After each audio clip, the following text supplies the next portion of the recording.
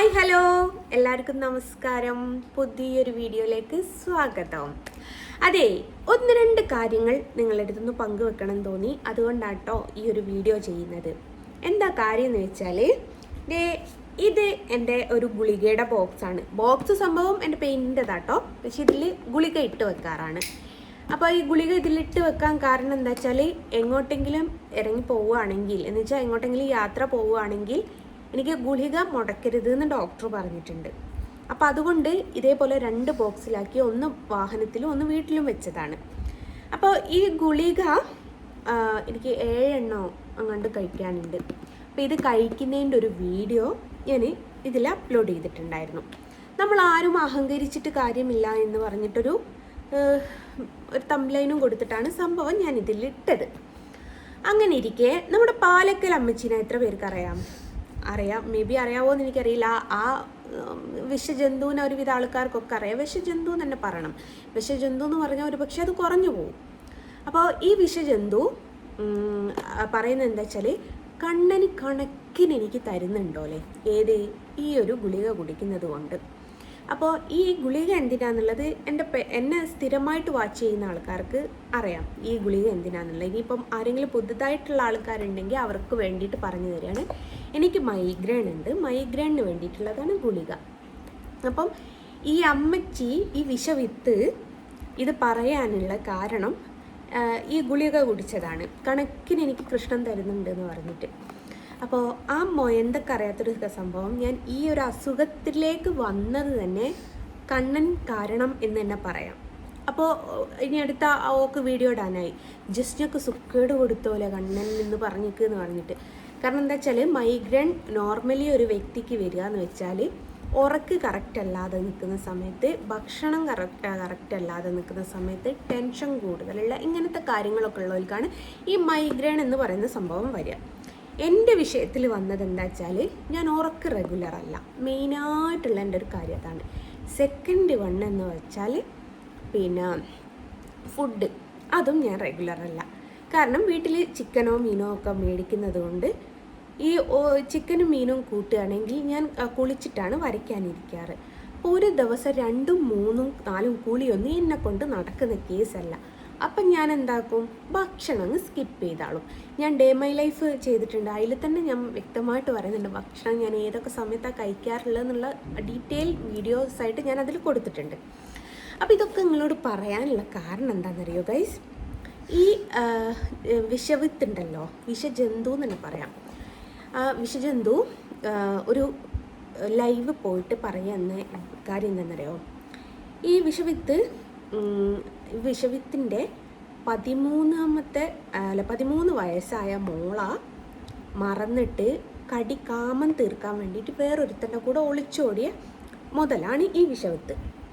അത് ഞാൻ പറയാൻ കാരണം എന്താ വെച്ചാൽ, ഈ 13 വയസ്സിലൊക്കെ കുഞ്ഞുങ്ങൾക്ക് അമ്മ വേണ്ട ഒരു സാഹചര്യത്തിൽ കൂടെ കടന്നു പോകുന്ന മക്കളായിരുന്നു ഈ 13ാമത്തെ വയസ്സ് എന്നൊക്കെ പറയുന്നത്. ആ സാഹചര്യത്തിലൂടെ കടന്നു പോകുന്ന സമയത്താണ് അമ്മയുടെ കയ്പ്പ് തീരാത്തതുകൊണ്ട് അമ്മ വേറൊരുത്തൻ്റെ കൂടെ ഒളിച്ചോടിയത്. അപ്പം ഞാൻ ഇത് പറയാൻ കാരണം എന്താ വെച്ചാൽ, ഞാൻ ഈ 2ാമത്തെ കെട്ടിയോന് ഒരു കഷണ്ടി തലയനാണ്. അപ്പോൾ ഞാൻ മൊട്ടോട്ടോ ചേട്ടൻ എന്ന് വിളിക്കും. അപ്പോൾ അത് ചേച്ചിക്ക് അങ്ങോട്ട് പിടിച്ചില്ല. അപ്പോൾ ആൻറ്റി എന്താ പറയുന്നതെന്ന് വെച്ചാൽ, ഞാൻ മൊട്ടോട്ടോ ചേട്ടൻ എന്ന് വിളിച്ചിട്ടുണ്ടല്ലോ, അപ്പോൾ എൻ്റെ മുടി മൊട്ടയാവാൻ വേണ്ടിയിട്ട്, എന്നെ അങ്ങനെ ചേച്ചിക്ക് കാണാൻ വേണ്ടിയിട്ട്, എനിക്ക് ക്യാൻസർ വരാൻ വേണ്ടിയിട്ട് ഏതോ വലിയ അമ്പലത്തിലേക്ക് പൈസ നേർച്ച ആക്കിയിട്ടുണ്ടോലും ചേച്ചി. നേർച്ച ഫലിക്കോ ഇല്ലയോ എന്നുള്ളതൊക്കെ 2ാമത്തെ കാര്യം. പിന്നെ വേറൊരു കാര്യം എന്താ വെച്ചാൽ, ചേച്ചിയുടെ അമ്മ, അതായത് ചേച്ചിയുടെ അമ്മച്ചിയുടെ അമ്മച്ചി ഉണ്ടല്ലോ, ഈ നമ്മുടെ പാലക്കൽ അമ്മച്ചിയുടെ അമ്മച്ചി, വല്യമ്മച്ചി ഉണ്ടല്ലോ, ആ വല്യമ്മച്ചി അമ്പലവാസിയാണോ അല്ലേ, അമ്പലത്തിൽ പുരാണം പറയുന്ന ചേച്ചിയാണല്ലോ അവർ, പുരാണവും രാമായണവും ഒക്കെ പറയുന്ന ചേച്ചിയാണോ അല്ലേ. അപ്പോൾ ആ അമ്മച്ചിനെക്കുറിച്ച് പറഞ്ഞതുകൊണ്ട് അമ്മച്ചി എന്നെ ശപിച്ചിക്കുമല്ലേ. ആ ശാപം കൊണ്ട് എനിക്ക് പാമ്പേനെ കൊണ്ട് കൊത്ത് കിട്ടുമെന്നാണ് ഇവർ പറയുന്നത്. ഈ അമ്മച്ചി ശപിക്കാനുള്ള കാരണം എന്താ വെച്ചാൽ, പാലക്കൽ അമ്മച്ചി എപ്പോഴും വരും ലൈവിൽ ജസ്ന സലീമിൻ്റെ തുണിയെടുക്കാത്ത എന്തോ സത്യങ്ങൾ ആ ചേച്ചിയുടെ കയ്യിലുണ്ട് എന്ന് പറഞ്ഞിട്ട്. അപ്പം ഞാൻ പല പ്രാവശ്യം പറഞ്ഞു, കയ്യിലുണ്ടായി നിങ്ങൾ പുറത്ത് വിട്, അതല്ലേ വേണ്ടത്. ഒടുക്കം എനിക്ക് പ്രഷർ കൂടിയപ്പം ഗൈസ് ഞാൻ പറഞ്ഞു, ഡാഡിക്കും മമ്മിക്കും പിറന്നതാണ് നീ എങ്കിൽ നീ അത് പുറത്ത് വിട്ടാൽ മതി എന്ന് പറഞ്ഞു. അത്ര ഞാൻ പറഞ്ഞു. അത് ആ പെണ്ണുങ്ങളെ ഡാഡിയല്ല മമ്മിക്ക് അത് കൊണ്ടുപോയി. അതുകൊണ്ട് മമ്മിയും എന്നെ ശപിച്ചു. അപ്പം ഞാനിത് പറയാനുള്ള കാരണം എന്താ വെച്ചാൽ, ഞാൻ ഈ പ്യാലക്കൽ അമ്മച്ചിനോടായിട്ട് പറയുന്നതാണ്. എൻ്റെ ഒരു വിശ്വാസം എന്ന് പറയുന്നത്, ഞാൻ എല്ലാ മതത്തിലും വിശ്വസിക്കുന്നൊരു വ്യക്തിയാണ്.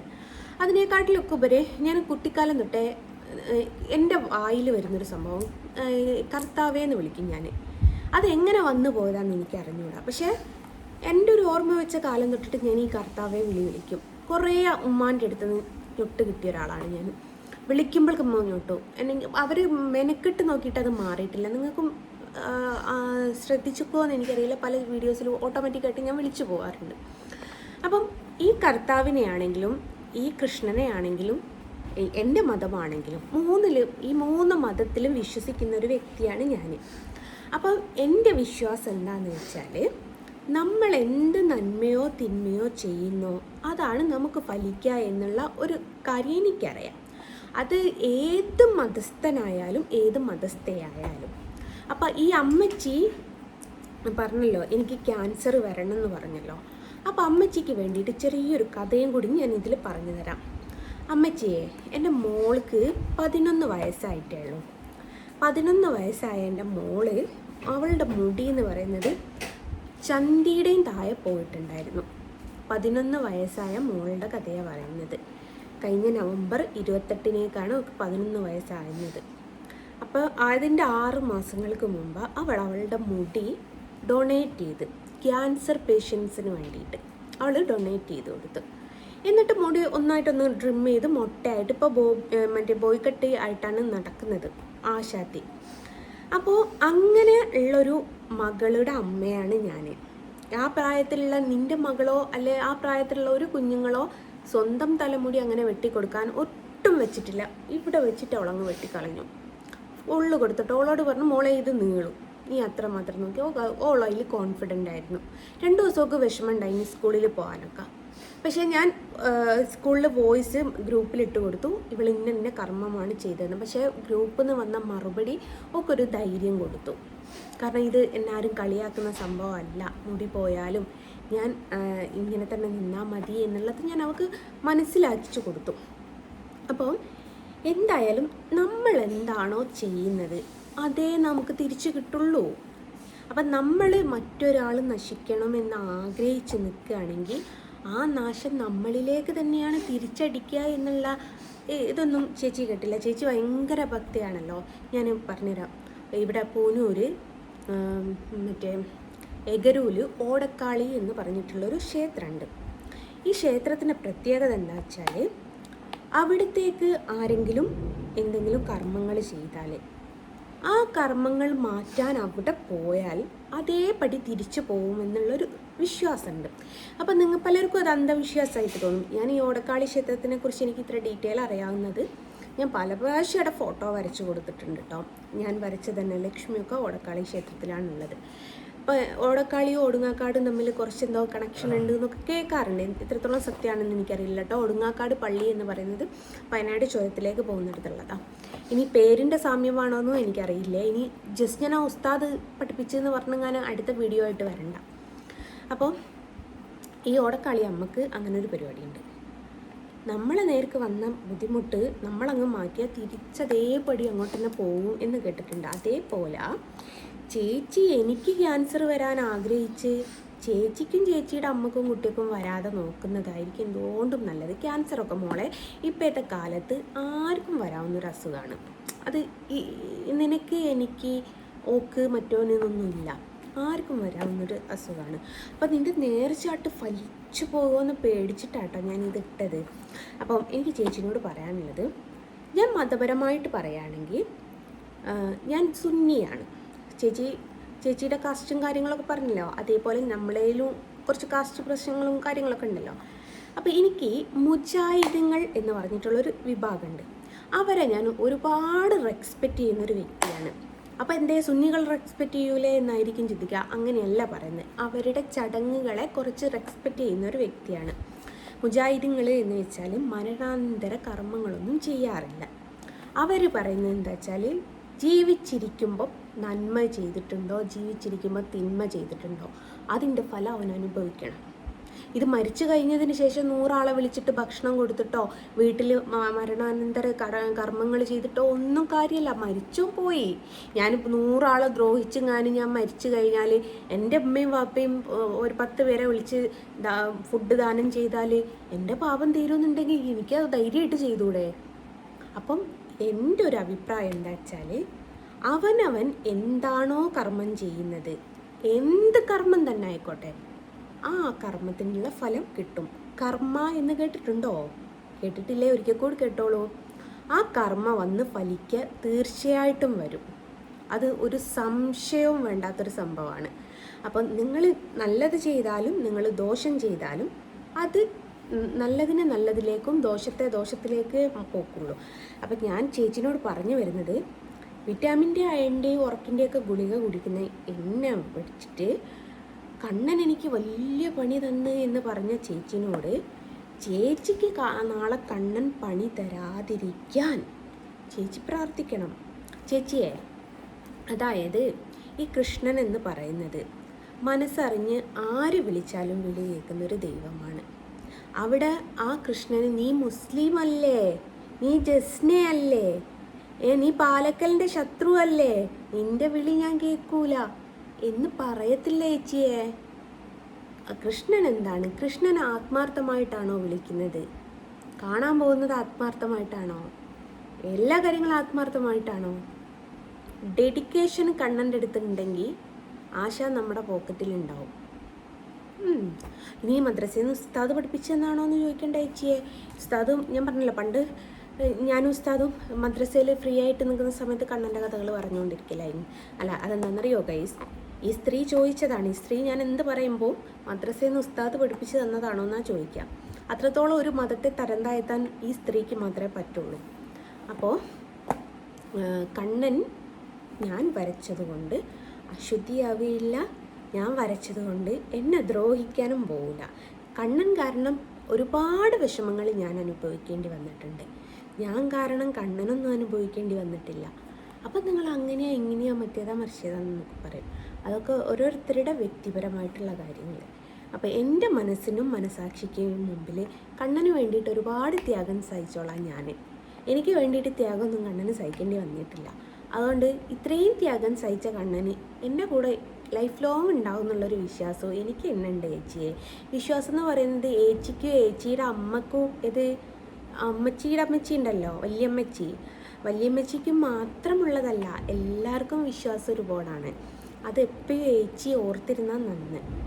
അപ്പോൾ ചേച്ചി കണ്ണൻ എന്നെ ഉപദ്രവിക്കുന്നു എന്ന് പറഞ്ഞതുകൊണ്ടും ചേച്ചി എവിടെയൊക്കെ വലിയ പൈസ നേർച്ച ഇട്ടിട്ടുണ്ടല്ലോ വലിയ അമ്പലത്തിലേക്ക് എനിക്ക് ക്യാൻസർ വരാൻ വേണ്ടിയിട്ടും, പിന്നെ ചേച്ചിയുടെ അമ്മ അമ്പലവാസി എന്നെ ശപിച്ചതും അതൊക്കെ ഞാനങ്ങ് ഏറ്റെടുത്തു എന്ന് പറഞ്ഞതാണ്.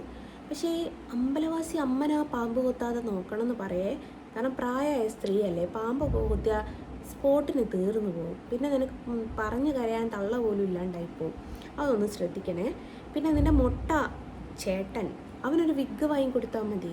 നീ മറ്റൊരാൾക്ക് മറ്റേ ക്യാൻസർ വരണമെന്ന് ഇങ്ങനെ ദുഷ്ട ചിന്താഗതിയായിട്ട് നിൽക്കുന്നതിനെക്കാട്ടി നല്ല നിനക്കൊരു 100-500 ഉറുപ്പ്യ കൊടുത്ത്, വേണ്ടടോ നിനക്കൊരു ലൈവിലിട്ടാൽ പോരെ, എൻ്റെ കെട്ടിയോനൊരു വിഗ് വാങ്ങാൻ വേണ്ടിയിട്ട് പൈസ തരണം എന്ന് പറഞ്ഞിട്ട് ആ ചേച്ചിയുടെ ഭർത്താവ് വിഗ്ഗനല്ല കേട്ടോ, വിഗ് വെക്കേണ്ട സാഹചര്യത്തിൽ മുടിയില്ല ഗൈസ്, ഒറ്റൊന്നുമില്ലാന്ന് തോന്നുന്നു. അപ്പോൾ ഈ ചേച്ചിൻ്റെ ഭർത്താവിനെ ഞാൻ കളിയാക്കിയപ്പോൾ ചേച്ചിക്ക് അങ്ങോട്ട് പിടിച്ചില്ല. അപ്പം ഞാനതാ ചോദിക്കുന്നത്, ചേച്ചിക്ക് എന്നാലും ഈ ഗൂഗിൾ പേ നമ്പർ പൊതുവെ കൊടുക്കുന്നതാണല്ലോ, 1 രൂപയൊക്കെ ഓരോരുത്തർ ഇട്ട് തരുന്നതാണല്ലോ. അപ്പോൾ ചേച്ചിക്ക് എന്നാൽ ഇപ്പോൾ ഈ വിഗിന് വേണ്ടിയിട്ട് ഒരു ഡൊണേഷനായിട്ട് ചോദിച്ചു, ഡൊണേറ്റ് ചെയ്തൂടെ? ഞാൻ വേണേൽ സഹായിക്കട്ടോ, 10-50 വേണമെങ്കിൽ ഞാനും തരാം കേട്ടോ, എനിക്ക് കയ്യിൽ കുഴപ്പമൊന്നുമില്ല. എനിക്ക് ചേച്ചീൻ്റെ ചേട്ടന് മുടി വെച്ച് കാണണമെന്ന് എനിക്കും ആഗ്രഹമുണ്ട് ചേച്ചി, അതുകൊണ്ടാണ് 10-50 വേണേൽ ഞാനും തരാം. പിന്നെ ഞങ്ങൾ ഒളിച്ചോടിയത് ആ ഒരു തെറ്റായിട്ട് ഞാൻ പറയുന്നില്ല കേട്ടോ. എനിക്ക് തെറ്റാണെന്ന് തോന്നിപ്പോയിട്ടുണ്ടായി, പക്ഷെ ഞാനത് തിരുത്തിയിട്ടുണ്ട് ഗൈസ്. അത് നമ്മളൊരിക്കലും തെറ്റാന്ന് പറയരുത്. കാരണം 13ഉം 15ഉം വയസ്സുള്ള മക്കളെയാണ്.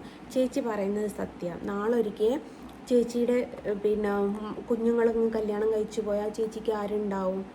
അത് അപ്പോൾ അങ്ങനെ നോക്കുക ചേച്ചി ചെയ്തത് ശരിയാണ്. മക്കളെയല്ലേ ഇപ്പോൾ ഒഴിവാക്കാൻ പറ്റുള്ളൂ, നമുക്ക് വേറൊന്നും ഒഴിവാക്കാൻ പറ്റില്ലല്ലോ. അപ്പോൾ ചേച്ചി എനിക്ക് മനസ്താപം വന്നിട്ടാട്ടോ.